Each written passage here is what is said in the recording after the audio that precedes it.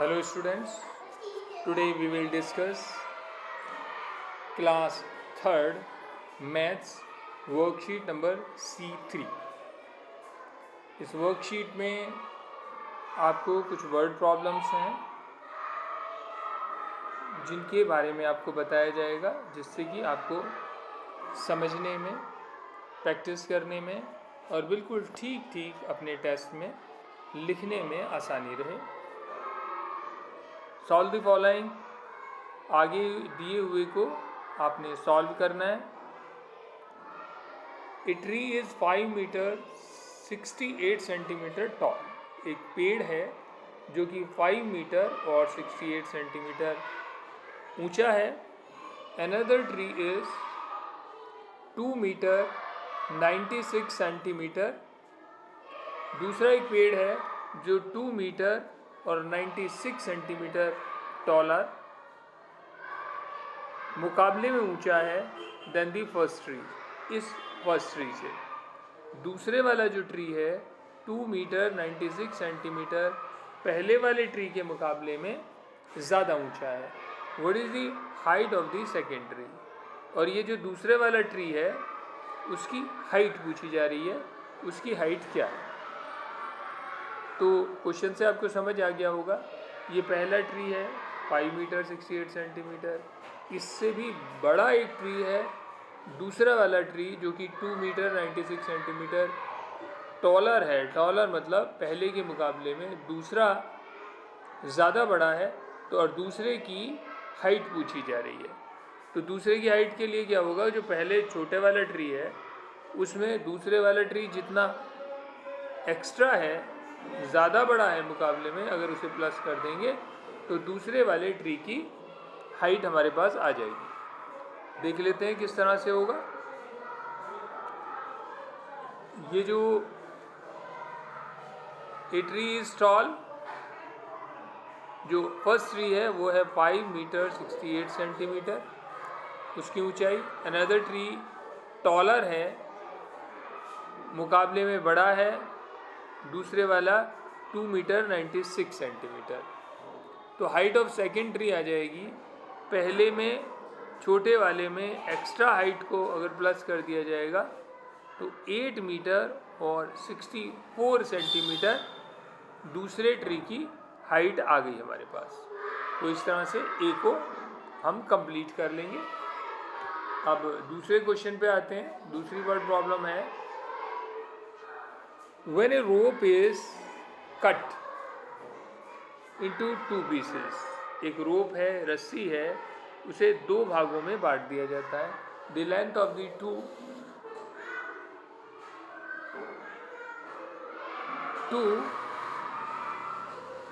pillar are 8 meter 80 centimeter and 13 meter 48 centimeter.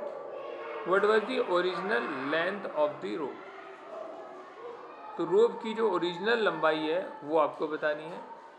When is rope is cut into 2 pieces, 2 piece में काटी जाती है एक रस्सी।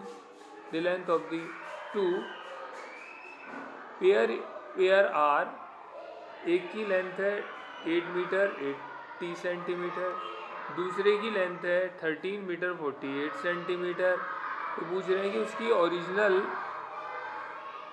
जो है लेंथ कितनी है रस्सी की।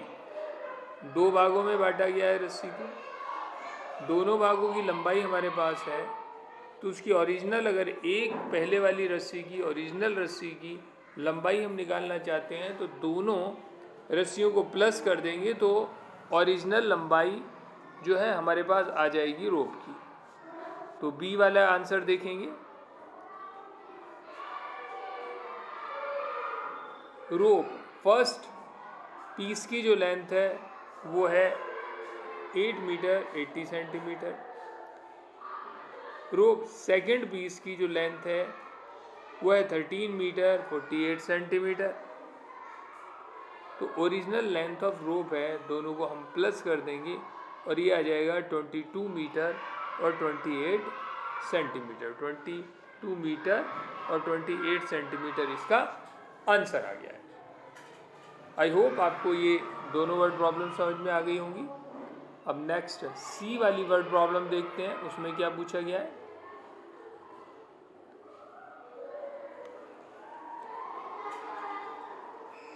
सुमन एट 3 एप्पल्स आउट ऑफ 8। ये जो सुमन है ये एप्पल्स खा लेती है 3 आउट ऑफ 8, सारे वहाँ पर हैं 8 एप्पल्स थे, उसमें थे सुमन ने 3 एप्पल खा लिए।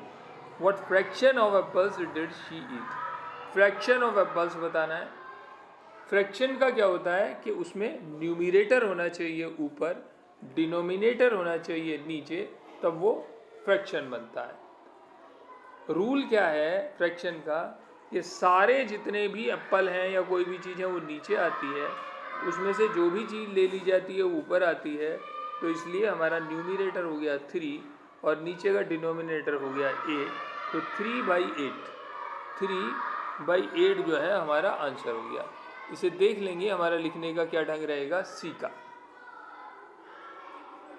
को लिखने का है, टोटल एप्पल जो है वो 8 है हमारे पास, और सुमन 8, सुमन ने खा लिए 3 एप्पल, तो शी 8 उसने खा लिए या सुमन ने खा लिए 3/8 आंसर। ये हमारे पास फ्रैक्शन में आंसर आ गया है। रूल क्या है वो मैंने आपको बता दिया है। तो आपका सी पार्ट हो गया है।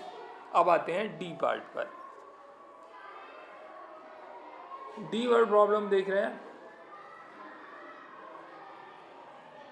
9 people contributed equally for a relief program and contributed 9,855 rupees. What is the amount contributed by each person? समझ आ गया होगा। 9 पीपल कंट्रीब्यूटेड, टोटल जिन्होंने कंट्रीब्यूशन किया है, पैसे इकट्ठे किए हैं आपस में, वो लोग हैं 9। इक्वली किया है, बराबर बराबर सब ने कंट्रीब्यूशन किया हुआ है। एक रिलीफ प्रोग्राम के लिए, कोई सामाजिक लाभ का कोई प्रोग्राम है, उसके लिए पैसे इकट्ठे किए गए हैं। एंड कंट्रीब्यूटेड, और उन लोगों ने इकट्ठा कर लिया है 9,855 rupees. What is the amount contributed by each person. तो हर व्यक्ति का कंट्रीब्यूशन कितना है। यहाँ पर कंट्रीब्यूशन बराबर बराबर है, इसलिए 9 लोग हैं, 9 ने बराबर बराबर कंट्रीब्यूशन किया है, कंट्रीब्यूट करके 9,855 रुपीज़ इकट्ठे किए हैं। तो यदि 9,855 को, सारे अमाउंट को 9 से डिवाइड कर दिया जाए, तो हमारे पास आ जाएगा कितना वो अमाउंट है जो बराबर बराबर एक परिवार ने कंट्रीब्यूट किया है।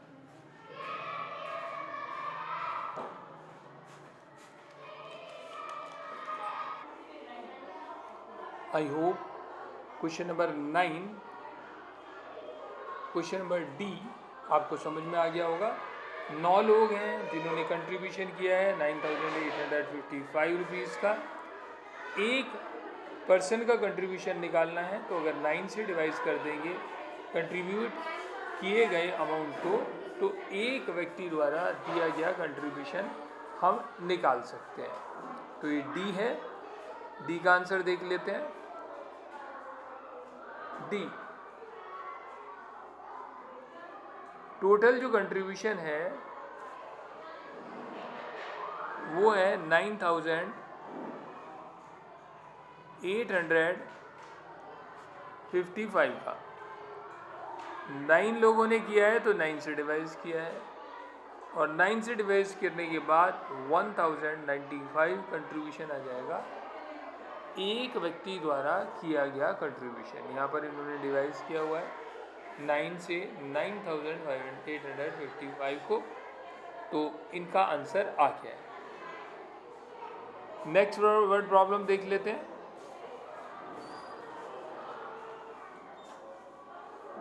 Next problem is E. During morning assembly, सुबह की जो असेंबली होती है उसमें 424 students are to stand equally in 8 rows. 424 students को खड़ा होना है बराबर बराबर संख्या में और 8 लाइनें बनानी है। Find the number of students in each row, तो हर रो में, हर लाइन में कितने स्टूडेंट्स हैं ये हमें निकालना है, बताना है। तो मॉर्निंग असेंबली है, टोटल स्टूडेंट्स जो हैं हमारे पास वो है 424। लाइनें जो बराबर बनानी है हमें वो है हमारे पास 8 लाइन ऐसी हैं जिन्हें हमें बनाना है। तो इसका भी आसान वही तरीका है जैसे पीछे सेम हमने क्वेश्चन किया है। Number of student her line में बताने हैं। अगर हम 8 से और 424 को डिवाइड कर देंगे तो एक लाइन में खड़े होने वाले स्टूडेंट्स की संख्या हमारे पास आ जाएगी।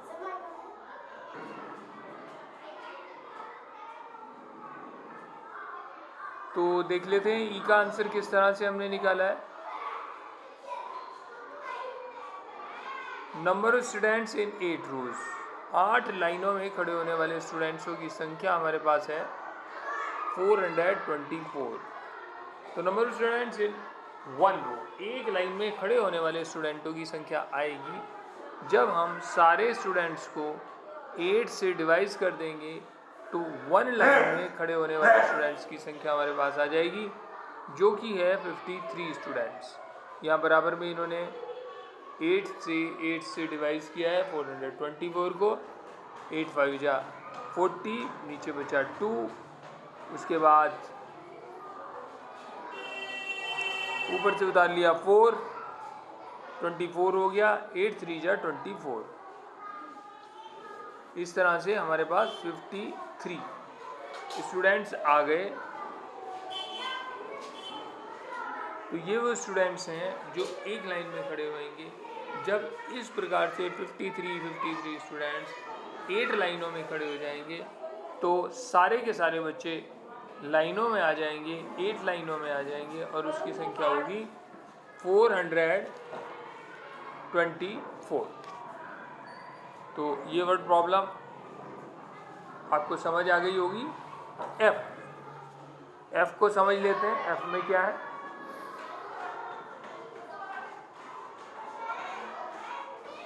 Out of 10 books on a fairy tales, एक परियों की कहानियाँ हैं बुक में और ऐसी 10 बुक्स हैं। 3 बुक्स और सिमरन ने बोरो की हैं 3 बुक्स। सिमरन ने पढ़ने के लिए 3 बुक्स ले ली हैं, उधार ले ली हैं। तो what fraction of books on fairy tales did she borrow, तो हमें बताना है कि कितनी परसेंटेज है उधार ली गई बुक्स की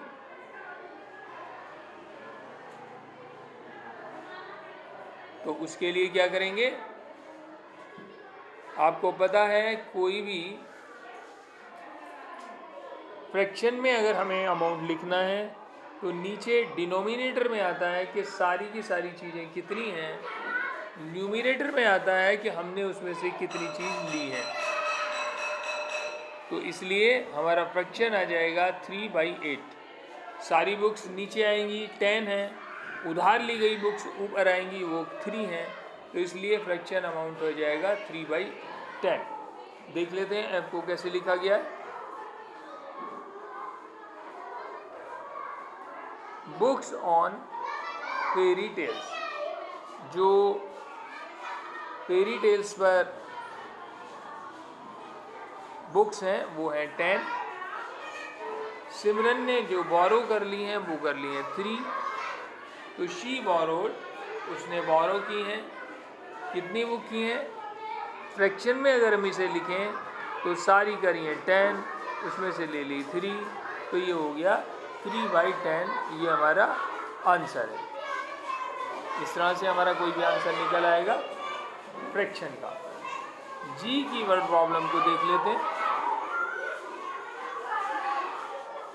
जी में जो वर्ड प्रॉब्लम है,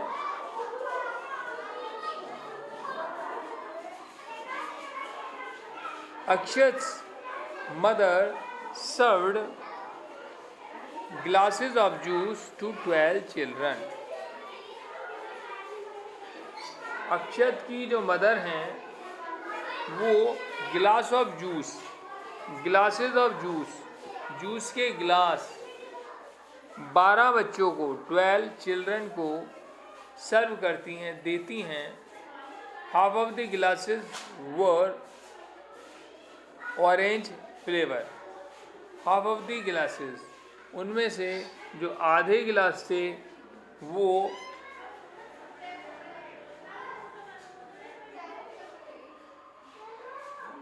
half of the glasses were orange flavour. आधे जो गिलास थे उनका जो फ्लेवर था वो था ऑरेंज, जो स्वाद था जूस का वो ऑरेंज वाला था. How many glasses of orange juices did she served. तो बताना ये है कि उसने कितने ग्लासेस ऑफ जूस जो है सर्व किया. क्वेश्चन आपको समझ में आ गया होगा. अक्षत की मदर हैं, उन्होंने 12 बच्चों को जूस दिया है और बताया गया है कि half of the glasses were orange flavour, और आधे जो ग्लास थे उनका फ्लेवर था ऑरेंज. तो हाउ मेनी ग्लासेस जो है ऑरेंज जूस के उन्होंने सर्व किए. तो देख लेते हैं इसे किस तरह से लिखेंगे. सारे बच्चे यहाँ पर मैं समझा देता हूँ. सारे बच्चे हैं 12, उसमें से आधे बच्चे हाफ बच्चों को ऑरेंज का फ्लेवर दिया गया. तो हाफ बच्चों को ऑरेंज का दिया गया. तो ये पूछ रहे हैं कितने बच्चों को ऑरेंज का दिया गया. तो जितना बच्चों की संख्या है जो कि है 12, इसका हाफ कर देंगे. हाफ का मतलब होता है मल्टीप्लिकेशन करना 1/2. 1/2 से अगर आप मल्टीप्लिकेशन करेंगे तो आधे बच्चे आपके पास से आ जाएंगे जो कि जिन्हें ऑरेंज जूस मिला था. एक बार सॉल्यूशन देख लेते हैं.